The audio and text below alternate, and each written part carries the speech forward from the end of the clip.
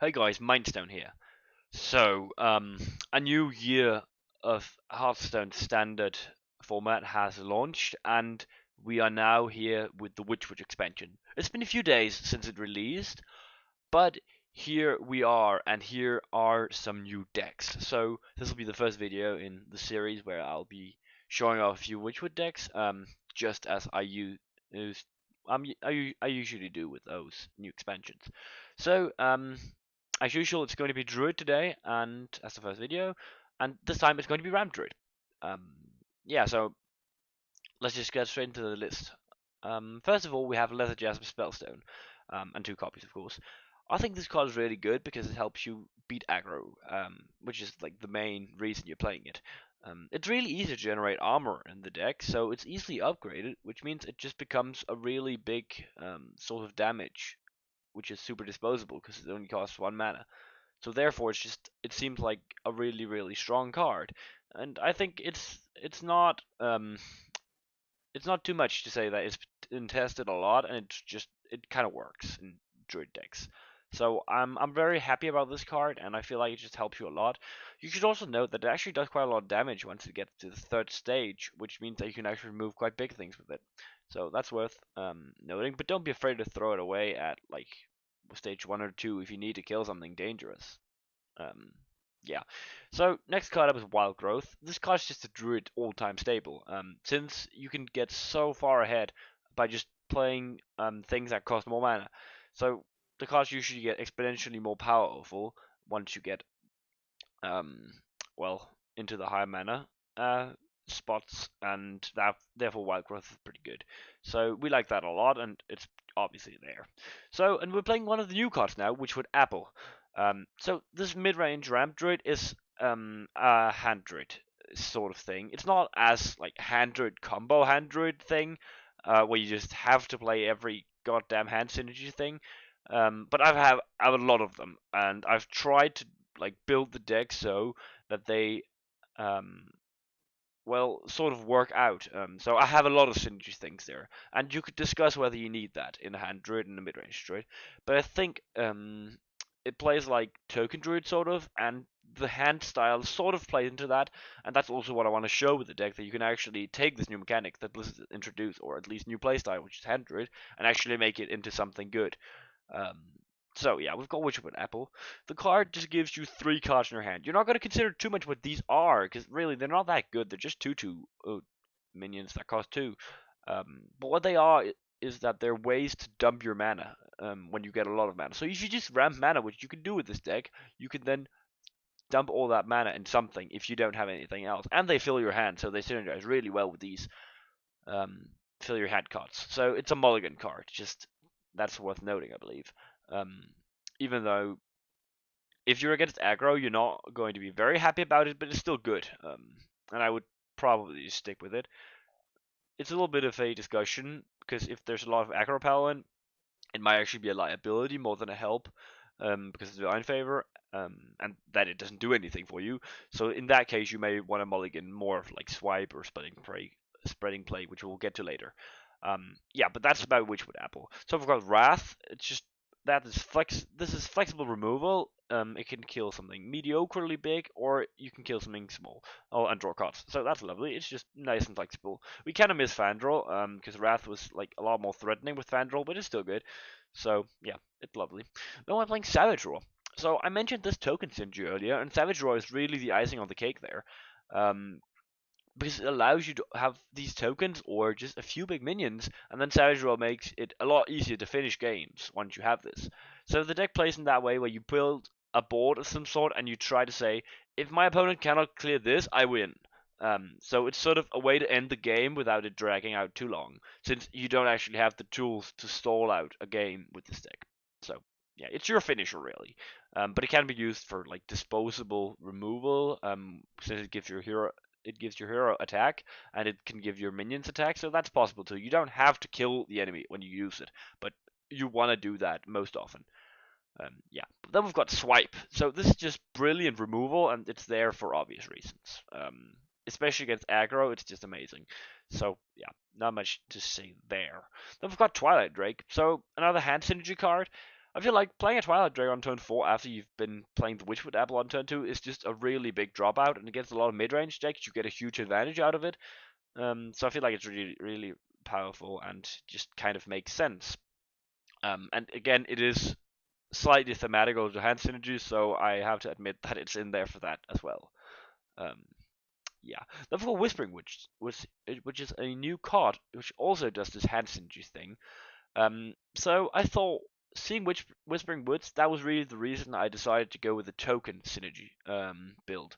Since I feel like turn 4 filling your board with tokens, which is what this will often do, is just really, really powerful. And actually just having that one card fill your board just seems like a pretty good effect. It synergizes well with something like Sea Giant, which we'll get to later, but also just in its own respect, it's sort of annoying, especially for aggro decks, since it's very disposable removal. Yeah, so a lovely card, but it's a little bit hard to fit it in a deck, which is why I think Hand Druid stands a little bit weaker than it could have done, since the Whispering Woods is not like a card you would put in any deck. Yeah, but then we've got Bewitched Guardian, which is another hand synergy card. So this is essentially Twilight Drake with Taunt. There's not much to it. Twilight Drake's a good card, and so is Bewitched Guardian. The Taunt's a nice upside, right? But it's really amazing against aggro, so that's what you use it for most of the time. I would say that usually you don't want to play him with less than, say, 5 cards in your hand. It doesn't feel very good to do that. Same with Twilight Drake for that matters. But you can do it, of course, if you need to. Yeah, but it's just another one of these big dudes, sort of. Then we've got Ixalit, which is sort of our, well, big value engine. So the deck may sometimes have trouble building up a board, but what Ixalit does is he allows you to very cheaply build up large boards. And while doing that, he provides an immense threat to your opponent. So you can play Ixalit and you can play, like, say, a giant, and you'll suddenly have 2 giants, which is really, really powerful since it's a lot of damage they're putting every turn. And removing 2 giants and an Ixalit, that's pretty hard. So it's actually a pretty big threat, you could say. It's also just good with, well, duplicating the Twilight Drakes, the Bewitched Guardians. So it's sort of just to get more things onto the board when you have these discounted big minions, sort of. So I feel like Ixalit kind of synergizes with that, and you can build, well, taunt walls. We'll get to that with Spreading Plague, so you can protect Ixalit with it. Even though when I play Ixalit, I don't expect him to survive for a turn. At least not in most cases, since, well, your opponent's going to be pretty interested in killing him. Yeah, but he's just a value engine, you could say. So he sort of serves to end the game just like Savageor does. Yeah, and then we've got Spreading Plague. So since this card was nerfed in Knights of the Frozen Throne, well, at that point it was amazing, and it's still good. It's still definitely really good. Just because it stops aggro decks from, well, killing you, and even though it's a little bit late with turn 6, it's quite accomplishable if you draw Wild Growth, or just manage to stall out till that point. The problem with it is often that if the enemy has minions that are bigger than 1/1s, or like minions that have more than 1 health, then Spreading Plague becomes a lot more inferior. It's still very possible to use it as sort of a block, but it's not as good. It still does what it should do, though. So I feel like it definitely deserves a spot in the deck. I don't think there's much doubt about it. It's just an amazing card for beating aggro. Also, there is these properties with it that it actually fills your board. So against an aggro deck, you can sometimes play Spreading Plague, they can't clear it, and you kill them with Savageor or play Sea Giant on top of it, or something like that, which can actually be quite dangerous for the enemy. Yeah, but then we've got Malfurion the Pestilent. So the Druid Hero card is just an amazingly solid card, and I would play him whenever I get the chance to in a deck because he's just so strong. I feel like I don't think there's much of an argument. It's a flexible card and the hero power is good, so that's about it. It's really good for stopping aggro, really, because you get like 15 health in a turn when you play him, and you can get 2 taunts and 5 armor. So that's a lot of extra health you can very quickly build, which means it's a lot easier to stop aggro decks. Yeah. Then we've got Sea Giants. So trying to make the deck sort of scary, right? I had to do this token thing, introducing token synergies to the deck, and Sea Giant is one of these. So what you do is you fill the board with one of your singular cards like Whispering Woods or maybe Spreading Plague if the enemy is an aggro deck, and then you can play the Sea Giant on top of that.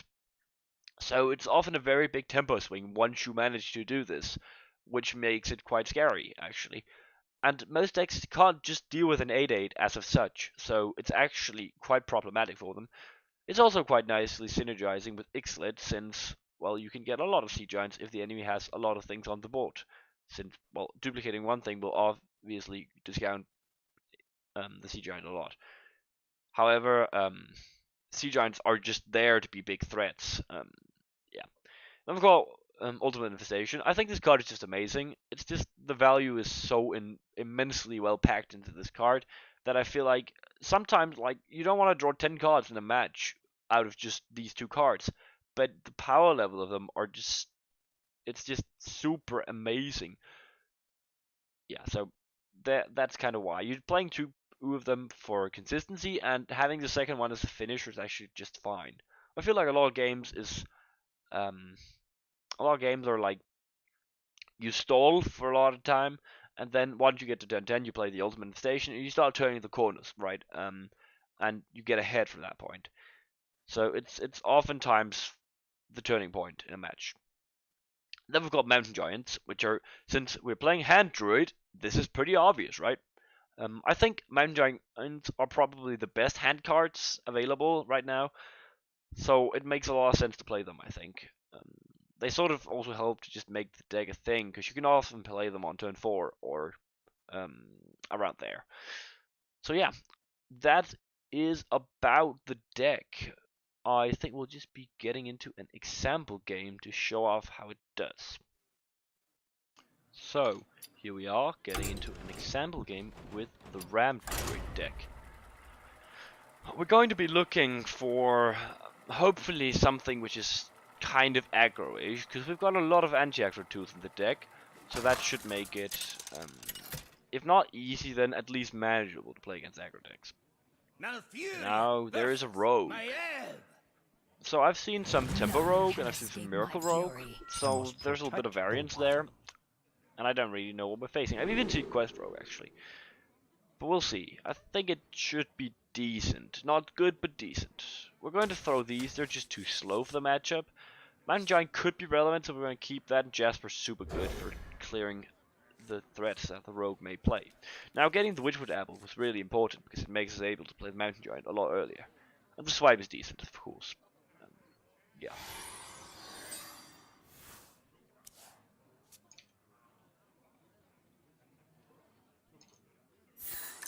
So, it's Quest Rogue. That's really bad, actually. I think that's probably the one we did not want to see. It's not that we can't play against it, I just feel like they have quite a lot of effects that are hard to deal with for us. But maybe. We'll see. Right now, I think our strategy is going to be trying to rush him down as fast as we possibly can, even though that's not going to be easy. The Witchwood Apple just fills our hand. We're not going to get to play the Mountain Giant, because we coined, but that's alright. We can just play the Whispering Woods to fill our board, which is really, really powerful on turn 4. And the Rogues should actually have quite a lot of problems, because I'm not quite sure they play Fan of Knives, even though Rogues may be forced to do that with all the Acro Paladin running around. So, going for this, we're going to put 7 damage in his face next turn. Or at least, quite a lot. There's no Savage Roar in our hand, so we can't really get him to die, but we'll get something done if nothing else. So there's a Wax Elemental. That's very defensive, right? But I don't think we mind it. It just means he's not getting as much done. Oh, there's a Savage Roar. I don't feel like this will be now. I think we'll go for the Giant up first. He's still unable to vanish. So our board is very likely to stick for another turn. And if we do get to go face with all of this and the Savage Roar, we're probably just going to win. But the Glacial Shot comes down, which is a terrible big surprise, honestly. But at least he's very pressured right now, as you see. Sort of not really trying to complete his quest, but more actually trying to stall this out. And here I'm considering that if we get sapped, we're not going to Well, we want to have a small enough hand to actually not lose our Mountain Giant. So now if Vanish comes down, right, we're going to go to draw these 4 cards back up. So we can play Mountain Giant for 3 mana, which is really powerful. Which was why we had to swipe his face right there. Actually, and yeah, I traded as well, right? Because if I had not traded, those would have gone into my hand. I wouldn't get the Mountain Giant. But yeah, here's the Vanish, right? So he's trying to complete the quest with the boars, which may be possible for him, but I'm not quite sure about it. Yeah. So as you see, Mountain Giant's super cheap. Is too full. Get to put that for nothing. And we're going to draw a card, see if we can find some more good stuff. And put some more things on the board. Again, threatening. So even just the Mountain Giant and a 3-end represent 10 damage. And with a Savage Road, that's 16. So we're quite close to actually just killing him. We just need to have 1 Wisp stick on top of these 2 others. So it's actually not that bad right now if he does not have another Vanish. Which is not terribly probable, since we know this is a boar, right? And the boar doesn't even complete the quest, right? No, he's only gotten 3 of them, so he has to bounce it again. No, but there's a fan, so now our board is cleared and we can't make a good Savage Roll. However, his quest is quite delayed, so we might be okay anyways. And we're going to be delayed by another turn here. I don't think he can play the boar, because if he does, we're just going to clear it. So we'll have a little bit more time. And here you'll see the Mountain Giant coming down, right? Just being another threat. He's not able to clear it, he's just able to throw it back into our hand. Again, we're putting the 10 damage, 60 damage, and 17 damage. So it's quite good right now. Even though I believe that's going to be a clear. Was a man from Gilneas. But if we do get to turn 10, we get a lot more damage. Oh, that... Nah, that's fine.